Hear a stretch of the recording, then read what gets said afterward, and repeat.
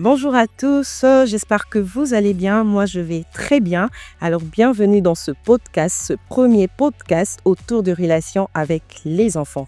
Nous allons changer sur ce rôle important, sur ces rôles que nous avons, cette responsabilité très nécessaire, celui d'être parent ou responsable d'enfants. Nous devons savoir que les enfants sont un don précieux. Un enfant est une bénédiction. Un enfant est un don venant de Dieu qui a une destinée unique. Et en tant que parents, nous avons cette responsabilité justement non seulement de les élever, de les nourrir, de les scolariser, mais bien au-delà, de les conduire dans leur destinée. Nous sommes des faiseurs de destinée de notre. Pour ce faire, nous allons échanger sur notre responsabilité de les accompagner dans cette destinée qui est unique et particulière que le Seigneur a donnée dans chacun d'eux. Dans cet épisode, nous allons parler sur ce que nous devons savoir sur les enfants et aussi le lien des parentalités. Je ne suis pas seule sur ces plateaux. Je suis heureuse de recevoir avec moi deux merveilleuses personnes que j'aime et que j'apprécie énormément. Et l'un d'eux est passionné par les âmes et au service du Seigneur, et l'autre par l'exigence et la qualité du rendu de ce que nous devons faire. Elle aime trop la qualité. Et je vais sans plus tarder dire bonjour Olivier, bonjour Élise. Et en tout cas, restez connectés, attachez vos ceintures, ouvrez vos cœurs, nous allons décoller. À très bientôt.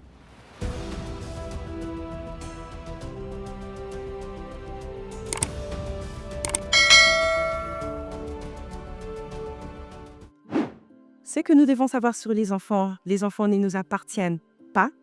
Les enfants sont un don venant de Dieu. Les enfants, c'est des personnes à part entière et nous avons justement cette responsabilité de les conduire, de les canaliser sur le chemin de leur destinée. Et pour dire un mot en ce qui concerne la responsabilité que nous avons sur les enfants, c'est que nous sommes premièrement des bâtisseurs de leur avenir et de guides. Alors Olivier, les enfants ne nous appartiennent pas, les enfants appartiennent à Dieu. Effectivement, Esther, les enfants ne nous appartiennent pas du tout. Nous devons déjà savoir que tous particulièrement, nous ne nous appartenons pas. Ok. Nous appartenons tous à un seul Père qui est Dieu. Ok. Et les enfants, c'est pareil également. C'est Dieu qui nous les donne, qui nous les confie en fait. Exact. Et ce que nous devons faire, c'est de les conduire sur la voie que Dieu nous a donnée, la voie qu'il a enseignée. Et à la lumière de la parole de Dieu, on peut le voir dans Deutéronome, quand Dieu donne ses commandements à Moïse, il dit que les enfants, que le père, les parents doivent éduquer les enfants selon la parole, selon les voies que lui a édictées. Et on peut le voir également dans Proverbes, où Dieu dit éduque tes enfants selon la voie de... Voilà. Et c'est très important parce qu'en tant que parents, parfois on oublie cela, on a l'impression que les enfants nous appartiennent, alors on veut en faire ce qu'on veut. Ce n'est pas du tout le cas. On doit faire très, très attention parce que cela va dépendre également de leur avenir. Ok. Moi, ils ne nous appartiennent pas. Le qu'on s'appartient à ce point, je veux juste voir quelque chose. Pour qu'une chose t'appartienne, tu dois premièrement l'acheter, tu dois avoir reçu. Et dire ça m'appartient. Ça doit être une preuve de que je l'ai acheté à Top Market ou à Diabo. On doit se voir le point où c'est à se voir un héritage. Ouais. So it must be an inheritance que tu as reçu des parents, mais de quelqu'un. Ça doit être quelque chose dont tu contrôles et tu entretiens. Tu contrôles, tu entretiens. C'est aussi quelque chose où c'est par un contrat. Quelque chose ne peut pas t'appartenir par contrat et aussi légalement, c'est qu'on peut t'appartenir. Et vu que les enfants ne peuvent pas être achetés, on ne peut pas les appartenir par un contrat, ils ne sont pas toi. Tu ne peux pas t'aimer un jour et dicter ce que sont ses terres dans sa vie parce qu'ils ne t'appartiennent vraiment pas, justement. Tu les as conçus parce que Dieu l'a permis. Par la grâce, il y a ceux donc, qui ont des matrices et tout, mais qui n'arrivent pas à concevoir ou n'arrivent pas à voir d'enfants, malgré que leur état physique est parfaitement bien. Ouais. Donc, du coup, on voit qu'ils ne sont vraiment pas toi. Et j'apprécie ce qu'Olivia a dit, que Ils appartiennent à Dieu. Nous appartenons à Dieu. Tu t'appartenais à quelque chose de plus supérieur. Et Dieu, c'est powerful, supérieur, ce Dieu. Donc, nous appartenons tous à Dieu et le fond ne nous appartiennent pas. Je suis d'accord. Jusqu'à mon pas quand, je ne peux même pas dire que quelque chose m'appartient. Aucun de mes enfants m'appartient. Exactement. Les enfants sont un don venant de Dieu. Et en tant que parents, nous avons une responsabilité. Olivier, nous avons un rôle à jouer dans leur vie. Ces rôles, moi, je dis toujours, je les dirai toujours dans nos podcasts, ça va vraiment au-delà de ce qui est physique. C'est un rôle qui peut être émotionnel, c'est un rôle qui peut être mental, c'est un rôle qui peut être spirituel. Et nous avons tellement de choses à faire en tant que parents pour justement guider nos enfants, comme on le dit, dans leur destinée. Et c'est qui peut nous pousser à dire que c'est des personnes à part entière, des enfants. C'est effectivement des personnes, des personnes à part entière. Ouais. Nous sommes des entités, telles que nous sommes là en tant qu'hommes, nous sommes des entités entières et nous sommes des territoires même. Exact. Et on ne peut pas, Nous sommes un univers. on ne peut pas considérer que les enfants, parce qu'ils sont petits, n'ont pas de volonté, Exact. n'ont pas leurs propres facultés, on doit tout leur imprimer, ils devront faire les choses telles que nous le roulons. Pas du tout, c'est des personnes vraiment à part entière et on doit faire très attention dans leur éducation pour ne pas les frustrer dès le bas âge. Il ne faudrait pas qu'il y ait des blessures, il faut que je le rappelle. Il y a un adage qui dit « l'enfant est le père de l'homme », qui veut dire en fait que ce qu'un enfant acquiert dès le bas âge, c'est ça qu'il va reproduire quand il va grandir. Et donc, si la fondation est mauvaise, il ne faudrait pas s'attendre à autre chose. Et donc, il faudrait vraiment faire attention à ça. Ne pas faire grandir, ne pas éduquer un enfant dans un état de frustration. Ne pas le faire grandir dans un état où il aura un manque de confiance en soi. On peut le voir aujourd'hui dans les sociétés développées. Certains enfants, je pense encore récemment, il y a un enfant qui a tiré sur des professeurs, sur une foule d'hommes dans une école. Mais quand on remonte un tout petit peu, on va bien voir qu'il y a des frustrations et la fondation n'a certainement pas été bonne. Et l'une des manières de faire grandir un enfant, on le sait en tant qu'enfant de Dieu, c'est de l'éduquer selon la parole de Dieu.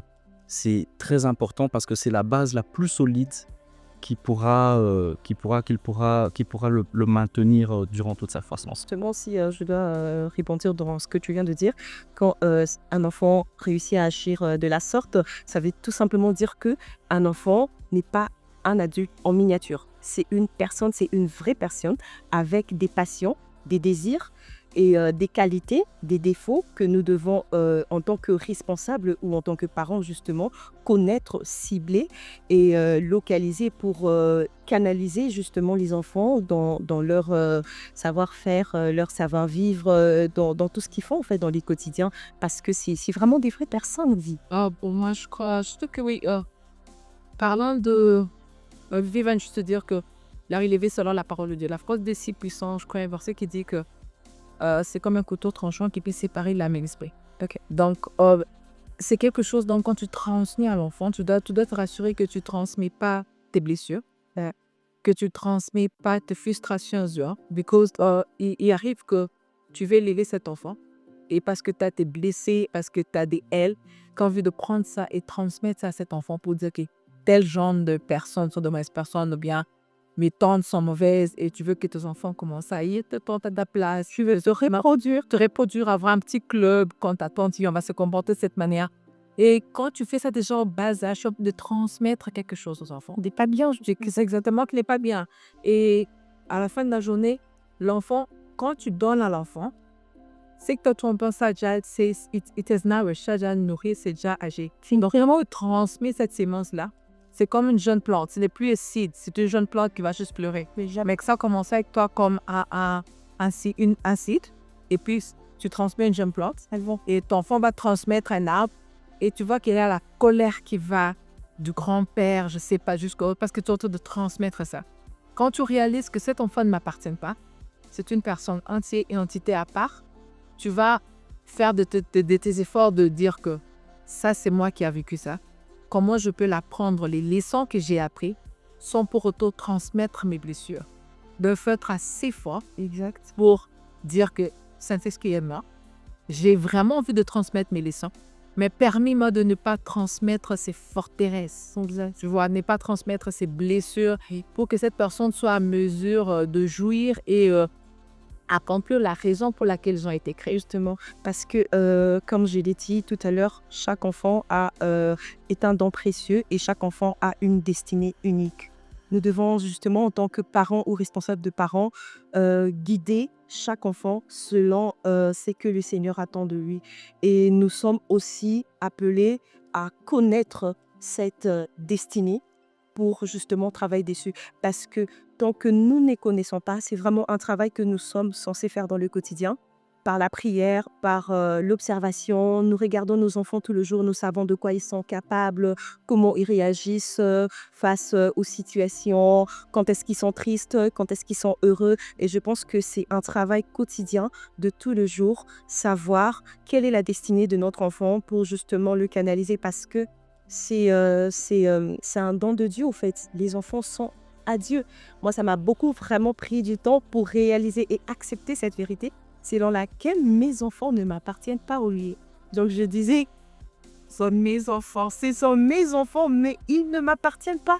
Alors, est-ce que, je ne sais pas, qu'est-ce qu'on peut dire à une mère ou à un père qui aussi doit connaître cette vérité parce que dès qu'on la connaît, c'est pour nous un moteur pour justement conduire ses enfants dans la destinée. C'est vraiment une vérité absolue, Olivier. C'est très important d'aborder ce sujet parce que, comme tu l'as dit, les enfants sont un don de Dieu.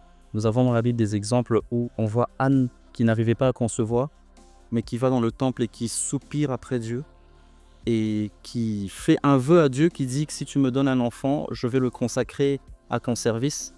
Et quand Samuel, on parle là de Samuel, quand Samuel vient au monde justement, elle va accomplir son vœu auprès de l'Éternel.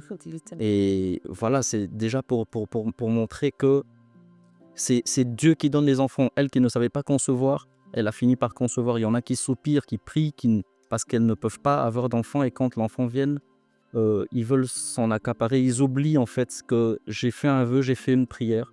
Il y en a qui ont toutes les capacités, comme l'a dit Élie également, mais qui n'arrivent pas à concevoir du tout. Et donc, c'est vraiment un don de Dieu. Dans la parole de Dieu, on voit Jacob quand il rencontre Ésaü, parce qu'il y avait une période où Jacob avait fui, il fouillait Ésaü. Mais quand ils se rencontrent et qu'Ésaü lui demande « Mais qui sont ceux-là ?» Il dit « Ce sont les enfants que Dieu a donnés à ton serviteur. » Exact.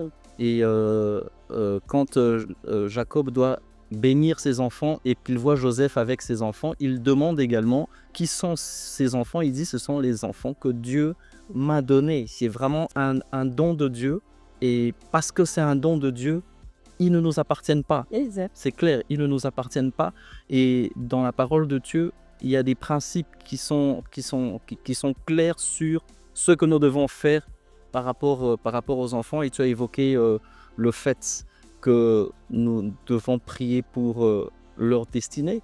C'est quelque chose que nous devons faire parce que parfois en tant que parents on a tendance à vouloir mélanger les choses parce que mon fils aîné est comme ça, le second est comme ça. Moi j'ai 2 enfants mais quand je les vois ils sont totalement différents. Ouais.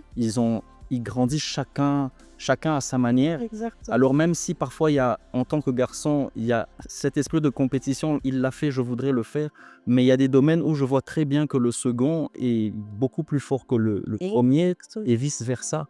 Et ce que nous devons faire en tant que parents, nous devons vraiment demander la grâce de Dieu, de pouvoir découvrir ce qu'ils ont à l'intérieur d'eux, prier pour ça et après maintenant les diriger. Parlons de prier pour les enfants. Je crois aussi l'erreur que la plupart des chrétiens nous faisons.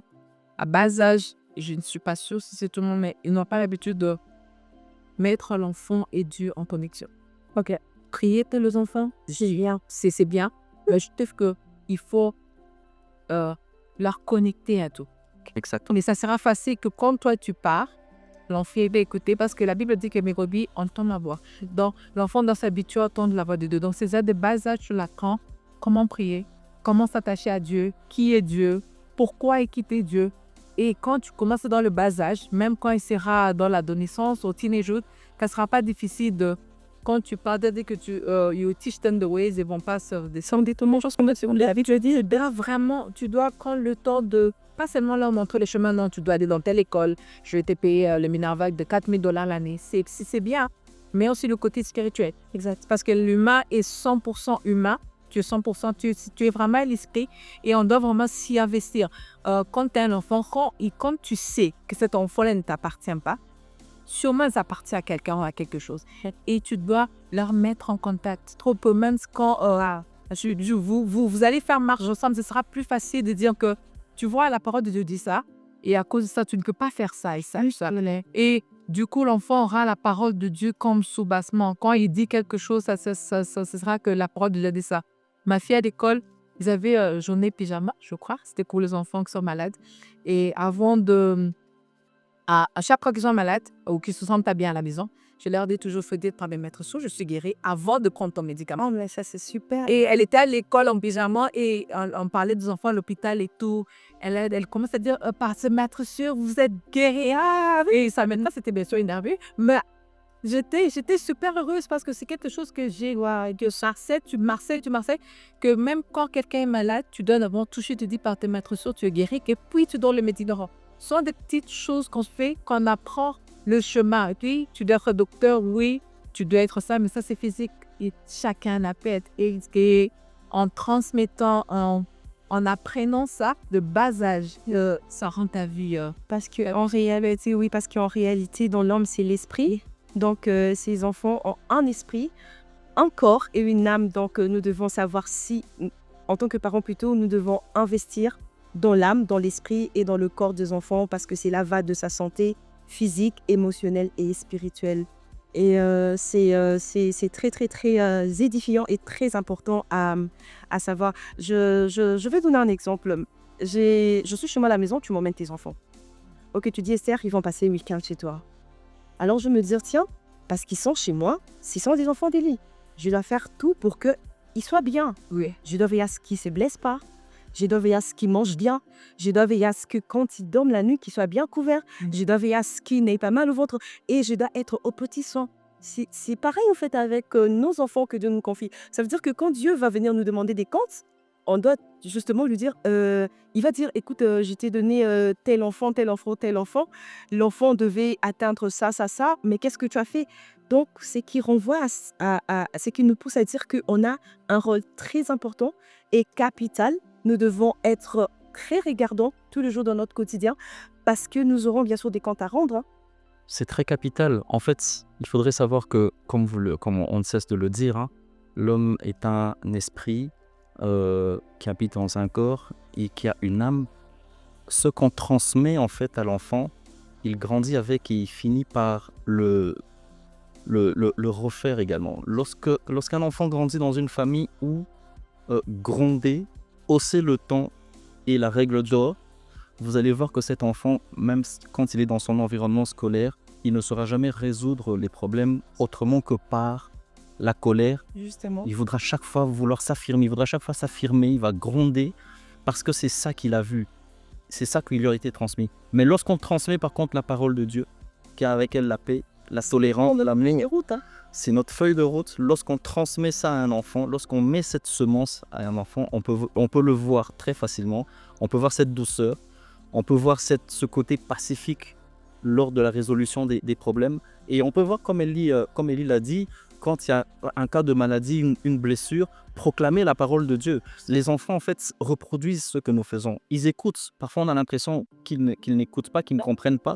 Moi, avec mes enfants, parfois, il peut y avoir une situation à la maison, je ne suis pas du tout dans la parole de Dieu, mais je les entends dire non, mais la Bible dit aussi ceci. Je dis, tiens, en fait, ils écoutent, les gars. Ah oui, vous faites semblant. On fait un article justement, où on dit un enfant, même quand il joue, il entend.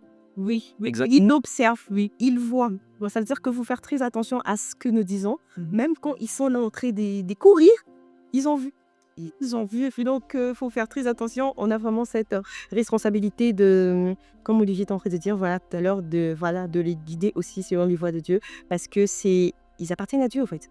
Donc, Dieu va aussi nous demander des comptes sur cet aspect-là. Qu'est-ce que nous avons fait? En fait, moi, je me dis que parce que dans la parole de Dieu, il parle de ça, et il le répète plusieurs fois, ce qu'il y tient vraiment. Exact. Et donc, ce que nous devons faire lorsqu'on a renouvelé notre intelligence, c'est vraiment se dire, mais qu'est-ce que Dieu veut? Qu'est-ce que Dieu dit par rapport aux enfants? Qu'est-ce que je devrais faire? Plutôt que de minimiser, bon, il l'a dit dans Deutéronome, il a un peu répété dans Proverbes, oui, dans Galates, et puis on passe là comme ça. Non, il le répète, mais il le répète plusieurs fois. Et Jésus-Christ revient là-haut lui-même. Il dit même, laissez les petits-enfants venir à moi. C'est une marque, c'est quelque chose qui montre qu'en fait, les enfants appartiennent à Dieu, et il faudrait, la manière dont on les éduque, la manière dont on les fait grandir, il faut vraiment faire très attention. Et la famille, c'est une famille qui fonde une société. Oui. Lorsque les enfants sont éduqués dans la violence, on ne peut pas s'attendre à une société pacifique. On aura des guerriers, des gens qui voudront chaque fois, voilà. Et donc c'est très Oui, important dans la société. d'exercer, voilà. C'est très important, c'est vraiment important en tant que parent d'en tenir compte et de conduire nos enfants vers la voie qui est juste. En tout cas, merveilleux. Oh, nous bénissons Dieu. Et s'il faut qu'on parle de ce lien justement de parentalité, c'est le lien qui nous attache avec ses enfants. Et déjà, à la base, moi je pense que ce qu'il faut savoir, c'est que c'est des liens qui se créent avant la naissance. Ouais. Oui. Donc, vraiment avant la naissance, on a déjà ces liens-là. Et quand les enfants viennent, au fait, c'est une suite, ça continue.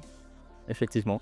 Moi, je peux parler un tout petit peu de moi. Je ne vais pas dire que j'ai été vraiment un très bon exemple dès le départ, parce que je n'étais pas encore en Christ à cette époque-là quand mon fils est né. Et donc, j'étais pas souvent à la maison. En fait, c'était un peu... Je voulais bien faire. Je me suis toujours dit, je vais faire mieux que mes parents. Je ne vais pas dire que mes parents ont tout fauté. Exact. Non, il y a vraiment de très bonnes choses. Ils m'ont inculqué des valeurs et tout ça. Et je me disais, bon, il y a certains points sur lesquels je vais améliorer. Mais quand j'ai eu mon fils, j'étais pratiquement incapable. J'avais la volonté, mais je n'avais pas cette capacité. Comme on le dit souvent. J'avais la volonté, mais je n'avais pas la capacité. Mais quand je suis venu à Christ, j'ai commencé à reconsidérer ma relation avec les enfants. Et c'est là que j'ai commencé à capitaliser le temps que j'avais avec eux. Et qui fait que, la parole de Dieu le dit, hein, je pense que c'est dans Exode où la Bible dit qu'il condamne les péchés des pères. Oui. Et donc, en tant que père, on a un rôle très important à jouer dans la famille. Dans nos sociétés actuelles, parfois, moi j'ai souvent entendu, je ne sais pas si vous l'avez souvent entendu, laisser les enfants, ils vont grandir. Batakome à tout. Donc, on fait des enfants et puis ils vont grandir. Alors, le père est un tout petit peu absent, on laisse la responsabilité à la femme. Mais la femme elle doit jouer un double rôle, et c'est beaucoup de travail. Entre la cuisine, l'éducation des enfants, l'école, les vêtements, la maison qui doit être propre et tout ça, Et le mari. et le mari également, c'est beaucoup de responsabilités. Alors cette fuite de responsabilité des pères aujourd'hui n'est pas très bonne, parce que en fait ce sont les pères qui doivent prendre la responsabilité de l'éducation des enfants. Ce sont les pères qui sont les propulseurs pour les enfants, et il est très important de le faire. Et quand j'ai réalisé cela, j'ai commencé à capitaliser mon temps avec les enfants, et on va peut-être en parler un peu plus tard, mais j'ai capitalisé mon temps avec les enfants, et quand je suis là, je veux qu'ils sentent que papa est là. Pas le papa autoritaire qui vient, tout doit être en ordre et tout ça, dégagé, laissez-moi la place et tout, non. Mais je veux qu'ils sentent qu'il y a une mère qui a sa façon de faire les choses, et il y a un père qui a également sa façon de faire les choses, mais à la lumière de la parole de Dieu, ça crée une cohésion, et ça fait que l'enfant grandit dans son entièreté, quoi. Il ne va pas lui manquer quelque chose. Mais ça, c'est un travail de tous les jours. On n'est pas parfait, parfois on faillit, mais c'est un travail qu'on doit faire pour parvenir au juste équilibre. Disons que c'est un travail. J'ai vu qu'il y a des gens au service pour avoir des promotions, ils font des trainings. Les gens voyagent, j'ai dépensé l'argent, je vais le training parce que je veux un double salaire et tout. Mais on ne fait pas la même chose pour nos enfants. Prendre le temps, un livre, lire, essayer de se dire, ok, je vois que mon enfant a tel talent. Comment moi, comme père, ou bien moi, comme sa maman, peut le percer? Le propulseur. Le percer, oui. Push him forward pour que l'enfant soit à mesure de donner le meilleur de soi. Et pour ça, tu peux pas juste t'asseoir et dire, je crois que Non, tu dois prendre le temps carrément de fermer ta porte. Tu dois prendre le temps de prier pour l'enfant. Tu dois prendre le temps de t'éduquer, t'éduquer parce que le temps change, les choses évoluent. Exactement. Pour être à mesure d'être à la page. Donc, tu pries pour ton enfant, tu te dis, you educate yourself pour être à mesure de donner le meilleur de soi à ton enfant. Exact. Tu peux pas ne pas faire de cours, ne pas chercher à en savoir plus, et juste commencer à grandir parce que dans ta tête, ça doesn't add up. Si pour toi, c'est que l'enfant fait doesn't add up, pour l'enfant aussi, il ne comprend pas aussi. Donc, comme père ou bien comme parent, on a le devoir d'aller se ressourcer devant Dieu. On a le devoir de prendre des cours. Tu peux juste prendre, avant que je mette au monde à ma fille, j'avais pris un short course de 6 mois.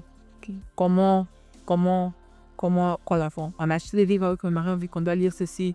Qu'est-ce qu'on peut practice, comment on peut séparer les deux, comment on peut montrer à ma fille aînée, ma deuxième fille, qu'ils sont des humains entiers. Ils n'ont pas besoin d'être ensemble pour rire. Ils peuvent rayonner même quand ils sont séparés, tu vois. Et ça prend le temps. Tu poses des questions aux gens qui ont déjà eu 2 enfants, tu vois que ça marche. Tu poses des questions, tu cherches à te ressourcer. Sinon, on va se retrouver dans une situation où on ne sait pas quoi donner. On ne donne rien, mais on s'attend que l'enfant puisse te donner de résultats. Tu dois aussi t'y mettre et te donner, comme il a dit, passer le temps avec les enfants, être le père, sa manière de faire les choses, expliquer à son fils pourquoi il fait ce qu'il fait. Et quand vous le faites ensemble, en unité avec l'accord de l'un et l'autre. En tout cas, super. Alors moi, j'ai fait des petites recherches. Alors, tu as part de tes recherches, des questions. Je vais lire rapidement. Voilà, quelqu'un a besoin de savoir. Alors, j'ai cherché c'était quoi le lien de parentalité.